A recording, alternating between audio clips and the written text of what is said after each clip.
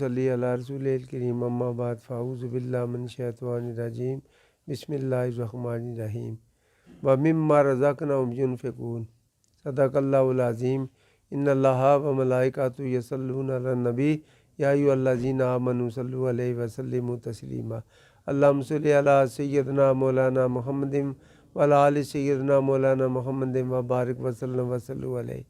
میرے انتہائی واجب الاحترام رائے حق کے مسافر عاشقان رسول سب کو میری طرف سے انتہائی محترمانہ السلام علیکم۔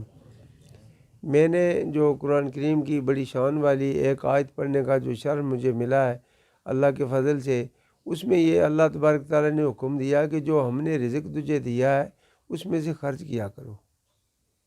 جوڑنے کا نہیں کہا بلکہ کہا کہ جو میں نے دیا اس میں سے خرچ کیا کرو۔ تو جو اللہ کی راہ میں وہ خرچ کرتے ہیں ان کی مال میں برکت بھی ہوتی ہے اور عزت بھی ہوتی ہے، سکون قلب بھی ملتا ہے، اور قیامت اور دنیا میں دونوں جہان کی وہ کامیابی کے سے وہ انشاءاللہ کامیاب ہو کر اس دنیا سے جاتا ہے تو اللہ اور اس کے رسول کے خاص بندوں میں شامل ہو جاتا ہے۔ تو یہ میں اس کے ساتھ ساتھ جو دنیا جیسے کہ محترم میاں صاحب نے ایک واقعہ بیان کیا حضرت عیسیٰ روح علیہ السلام صلوات کا، تو وہ اسی کی روشنی میں ایسی روشنی میں بھی یہ عرض کرتا چلوں کہ جو دنیا کی محبت ہے اصل میں کیا ہے۔ ایک واقعہ حضرت داؤد علیہ السلام صلوات، چونکہ میں بیان تو کچھ اور کرنا چاہتا تھا مگر مجھے چونکہ ٹائم کم ملنے کی وجہ سے میں ایک چھوٹا سا واقعہ عرض کرتا چلوں اور اس سے پھر اجازت چاہوں گا کہ حضرت داؤد علیہ السلام صلوات وہ بھی پیغمبر بھی رسول بھی تو نبی بھی تھے۔ تو اس وقت ایک بابا ایک آدمی بارگاہ الہی میں یہی دعا کرتا رہا کہ یا اللہ مجھے رزق دے تو اپنے غیب سے دے، تو اسے رزق ملتا رہا تو غیب سے رزق آ جاتا اسے۔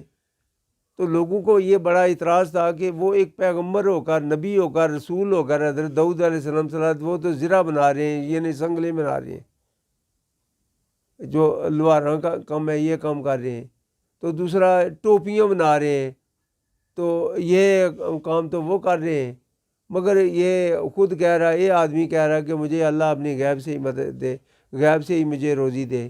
یہ تو یہ مانگ رہا ہے وہ تو غیب سے ہی مل رہا ہے، تو یہ تو اللہ کا دیا غیب سے ہی کھا رہا ہے، یہ تو خود کام نہیں کرتا۔ پیغمبر خدا ہو کر وہ کام کرتے ہیں مگر یہ بغیر کام کیے کھا رہا ہے، عیش کر رہا ہے۔ تو ان کو یہ اعتراض ہوا۔ ایک دن ایسے ہوا کہ کسی امیر آدمی کی گائے اس کے گھر آ گئی، تو اس نے سمجھا کہ یہ بھی اللہ تبارک تعالیٰ نے میری اسی رزق کا حصہ دیا ہے، تو اس نے اس کی گائے پکڑی اور ذبح کر لی۔ گائے پکڑ کر ذبح کر لی۔ جب اس کا وہ گوشت جو ہے وہ ٹوٹے ٹوٹے کر رہے تھے تو اتنے میں اس کا مالک آ گیا۔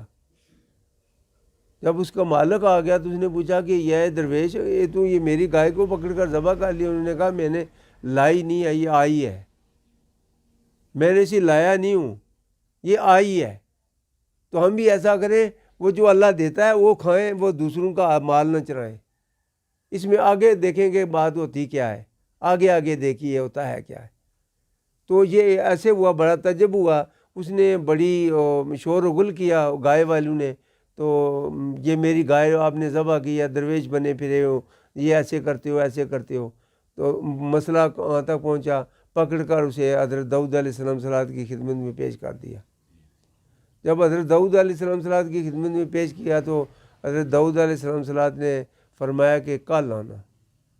رات کو بارگاہ الہی سے انہوں نے مانگا یا اللہ مجھے یہ اس واقعہ مجھ پہ جو ہے نا یہ عیاں کر دے کہ یہ اصل حقیقت کیا ہے۔ وہ بندہ جو ہے وہ واقعی درویش آدمی ہے، اس نے کیوں گائے اس کی ذبح کی ہے، کیوں گائے اس کی ایسے کیوں کی ہے، اللہ میری رہنمائی فرما۔ تو اس سے کیا پتہ چلا، اللہ ہی سے مانگنا چاہیے، جادوگر کے پاس نہیں جانا چاہیے، اللہ سے مانگنا چاہیے۔ تو انہوں نے جب مانگا تو اللہ تبارک تعالیٰ نے اس کی صفت ستاری کو کا دروازہ کھولا، تو حضرت داؤد علیہ السلام صلوات کو پتہ چل گیا کہ اصل حقیقت تو یہ ہے۔ صبح جب گیا وہ گائے والا تو گائے والے کو کہنے لگے آپ ایسے کریں کہ اسے بخش دیں، چھوڑ دیں، گائے کو بھول جائیں۔ انہوں نے کہا یہ کیسے ہو سکتا ہے، نبی ہو کر یہ ایسے فیصلے کر رہے ہیں؟ گائے میری ذبح اس نے پکڑ کر ذبح کر لیا، میرے پوچھے بغیر اس نے ذبح کر لیا، آپ بھی اس بات کو ماننے کے لیے تیار نہیں ہے۔ اس لیے میں یہ کہہ رہا ہوں پیغمبر کی شان میں کبھی بھی یہ سوچنا بھی نہ کہ پیغمبر خدا کا اگر کوئی فیصلہ تو آپ کی نظر میں ایسے آ رہا ہے تو یار یہ تو فیصلہ ایسے نہیں ہے۔ یہ دیکھیں وہ پیغمبر کس کا، وہ اللہ کا۔ تو پیغمبر اس وقت تک وہ اپنی زبان سے کوئی الفاظ نکالے گا ہی نہیں کہ جب تک اللہ کا حکم نہ ہو۔ پیغمبر کا الفاظ، پیغمبر خدا کا الفاظ وہ اللہ ہی کی حکم ہے، اللہ ہی کا حکم ہے، وہ اس کے حکم کے بغیر وہ حرکت میں آئیں گے ہی نہیں۔ تو جب ویسے ہوا تو وہ تو کہنے لگا یہ آپ کیسے نبی ہیں، آپ نے میری گائے اس کو دیا تو کیا تھا چھوڑ دیں اسے۔ اچھا پھر حضرت داؤد علیہ السلام سے کل آ جانا۔ تو پھر جس ایسے کہ تاریخ پہ تاریخ آتی ہے، یہ بھی اس میں کا بھی مطلب سمجھ لیں کہ آج بھی یہ عدالتوں میں تاریخ آتی ہے، یہ وہی سنت ہے۔ تو جب ایسے ہوا کہ دوسرے دن جب آئے تو انہوں نے کہا کہ آج کی جتنی ملازم ہیں نا، وہ گائے والے کو کہا جتنے آپ کے ملازم ہیں کنیزیں ہیں تو آپ کی جو جائیداد ہے وہ بھی اسی کو دے دیں، جس نے آپ کی گائے چوری کی اسی کو دے دیں۔ اس نے کہا یہ چنگا اچھا فیصلہ ہے، یہ نبی ہو کر یہ کیا کر رہے ہیں؟ اس نے میری گائے چوری کی، اس نے ذبح کیا، بغیر پوچھے ذبح کیا، پیغمبر خدا یہ کہہ رہے ہیں۔ تو سارے لوگ جو ہے متنفر ہونے لگے کہ نبی کیا کر رہے ہیں، نبی ہو کر یہ انہوں نے یہ کیا کیا، یہ فیصلہ واقعی آپ کو مانتے ہیں کوئی فیصلہ درست ہے؟ یہ آپ کا حصہ ایمان سے کہیں کیا اس بات کو مانیں گے کہ یہ فیصلہ درست ہے؟ اس نے گائے ذبح کی پکڑ کر، تو پیغمبر خدا کہہ رہے ہیں ساری جائیداد اور کنیزیں بھی تو مال بھی سارا اسی کے حوالے کر دے۔ یہ دیکھیں اللہ کے رسول کی، اللہ کے نبی کی زبان میں کوئی حکمت ہے۔ جیسے کہ حضرت موسیٰ علیہ السلام کو کہا کہ ہمارا تو بندہ قتل ہو گیا، میرے چچے کو کسی نے مار ڈالا ہے، تو انہوں نے کیا فرمایا، جاؤ گائے ذبح کرو۔ دیکھیں اس کا سوال ہمارے، چونکہ اس سے کیا پتہ چلا جو نبی کی جو معراج ہے وہ انسانی عقل سے بالا تر ہے۔ نبی کی جو معراج ہے وہ انسانی عقل سے بالا تر ہے، اللہ کی حکمت انسانی عقل سے بالا تر ہے۔ جو اللہ جانتا ہے وہ کوئی نہیں جانتا۔ اس کی سب سے بڑی صفت کیا ہے جو ہم پہ احسان ہے؟ ستاری، پردے ڈالنا۔ اگر وہ اٹھا لے ایک دن بھی، یہ ہمارا پاکستان کیا پوری دنیا تباہ ہو جائے۔ اس کی ستاری، اگر صفت جو ستاری ہے پردے ڈالنا، یہ ختم ہو جائے، اس کے والدین کے بھی جو خامیاں ہیں اور دوسروں کی بھی خامیاں، اور جو کوئی دشمن ہے تو اس کے ساتھ بیٹھا اس کی خامیاں نظر آنے لگیں، تو کیا یہ نظام چلے گا؟ دنیا قائم رہ سکتی ہے؟ بہت بڑی صفت اس کی ستاری ہے۔ تو اللہ تبارک تعالیٰ نے اس ستاری کا پردہ اٹھایا تو حضرت داؤد علیہ السلام کو بتا دیا سارے کا سارا واقعہ۔ تو انہوں نے سارے کے سارے جو شہر کے لوگ تھے وہ سارے متنفر ہونے لگے کہ یہ تو حضرت داؤد علیہ السلام نے تو یہ فیصلہ نبی ہو کر یہ سارے کا سارا ایسے غلطی کیا ہے۔ انہوں نے کہا اس وقت میرے ساتھ چلو۔ وہ ساتھ لے کر گئے ایک درخت کے نیچے، ایک ہرا بھرا سبز شاداب درخت، اور ایک پانی دریا کے کنارے پہ تھا۔ اس کی ٹہنیاں دریا کو، اس پانی کو چھوتی تو لہراتی، بڑا خوبصورت درخت تھا۔ تو حضرت داؤد علیہ السلام نے اسے کھودو یہاں سے۔ جب اس کھودا تو نیچے سے ایک لاش نکلی، تو اس لاش کے ساتھ اس کی چھری بھی تھی، اسی مرد کا، اسی جس کی وہ جو لاش تھی وہ نام بھی اسی کا لکھا ہوا تھا۔ تو کہا کہ یہ دیکھیں یہ جو چھری ہے اسی بندے کی چھری ہے۔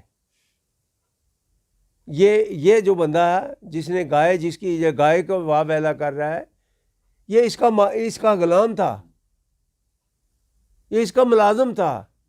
اس نے اپنے آقا کو اسی چھری سے ذبح کیا اور یہیں پہ دفن کر دیا۔ تو وہ جو گائے ذبح کی جس نے کی ہے، وہ جو اس نے گائے ذبح کیا وہ اس کا بیٹا تھا۔ وہ اسی کا بیٹا تھا۔ فقیر کی جو نظر ہے، اس لیے میں کہہ رہا ہوں میاں صاحب بھی یہ فرمایا، ہر موری وچ انگل دینی کم نہیں بلیرا، مت کسے موری چ بیٹھا ہوئے شیش ناگ وڈیرا۔